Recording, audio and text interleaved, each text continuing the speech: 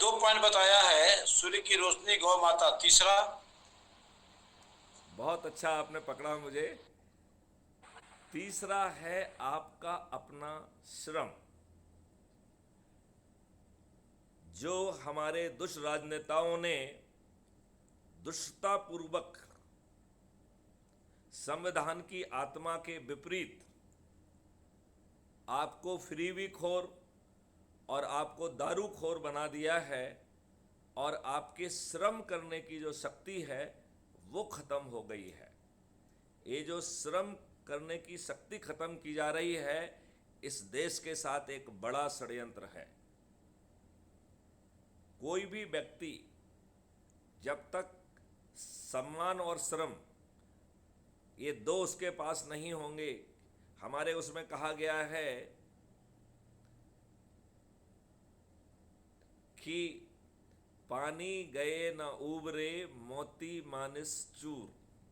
मतलब जो पानी है, जिसको हमने कहा है सम्मान, उस सम्मान के यदि चले जाने के बाद बड़ा से बड़ा धन बेकार हो जाता है।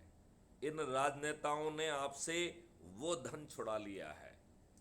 आज आप सम्मान विहीन हो गए हैं, आज आप श्रम विहीन हो गए हैं, आज आप दारूखोर हो गए हैं।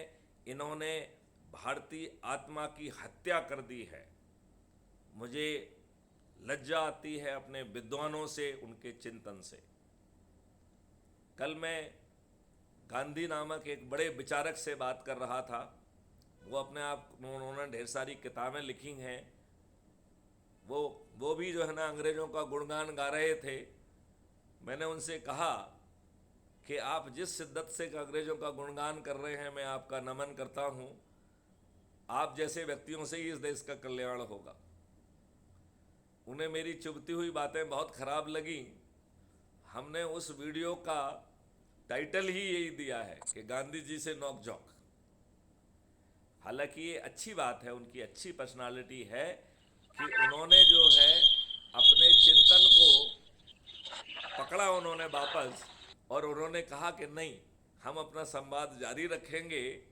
आपके मॉडल में बहुत अच्छी चीज़ें हैं जिससे मैं असहमत नहीं हो सकता हूँ, लेकिन उन्होंने उस मॉडल को सुने बिना मुझे ढेर सारे टाइटल दे दिए कि साहब आपको तो कुछ आता ही नहीं है, आप तो बिल्कुल अज्ञानी व्यक्ति हैं। मैंने वो सब टाइटल भगवान शिव जैसा जो है ना अपने गले में संभाल लिए, क्योंकि मैंने कहा ये विष मैं अपनी शरीर में तो प्रवेश नहीं होने दूंगा।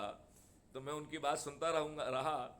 मैं चाहूँगा कि उस टाइटल, उस जो है ना उसको आप सुनिए, आपको बहुत आनंद आएगा।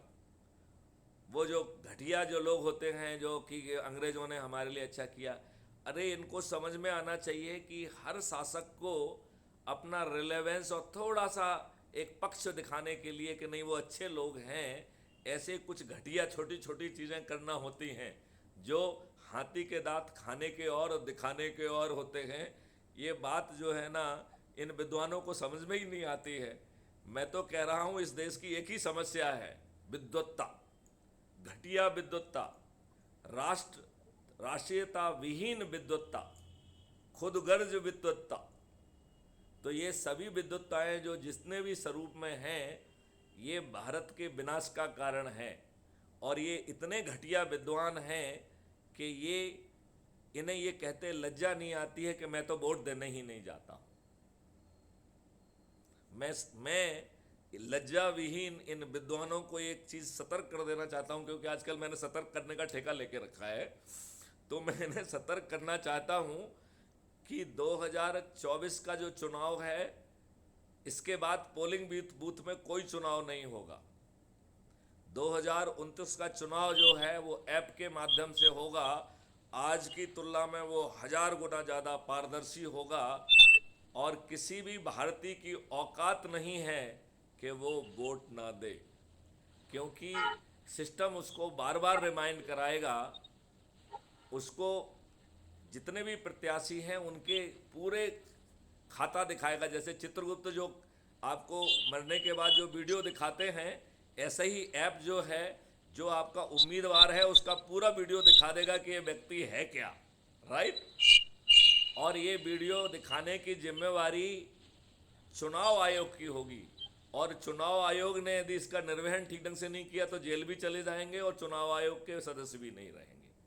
मतलब ये लॉर्ड कोई नहीं है, हमारे मॉडल में लॉर्ड कोई नहीं है, सभी जो है अपने काम के प्रति समर्पित हैं, और यदि वो काम ठीक ढंग से नहीं करेंगे तो उन्हें कंपनसेशन भी देना होगा और जेल जाने की भी ज़रूरत पड़ सकती है। तो मैं देश के विद्वानों को सतर्क करता हूं कि अब युग परिवर्तन होने वाला है। आप अपनी विद्वत्ता को देश हित के लिए यूज करिए, राष्ट्रीयता के लिए यूज करिए। यदि हमारे देश के विद्वान अपनी विद्वत्ता का अपना पेट पालने के लिए यूज कर रहे हैं तो उससे बेहतर तो हमारी वेश्या है। कम से कम वो और अन्य कोई साधन ना होने के कारण अपना शरीर बेच रही है अपने को पालने के लिए, अपने बच्चों के पालने में। ये विद्वान अपने आप को क्यों बेच रहे हैं, इसका यदि ये मुझे जवाब देंगे तो मैं बहुत बहुत ऋणी रहूँगा।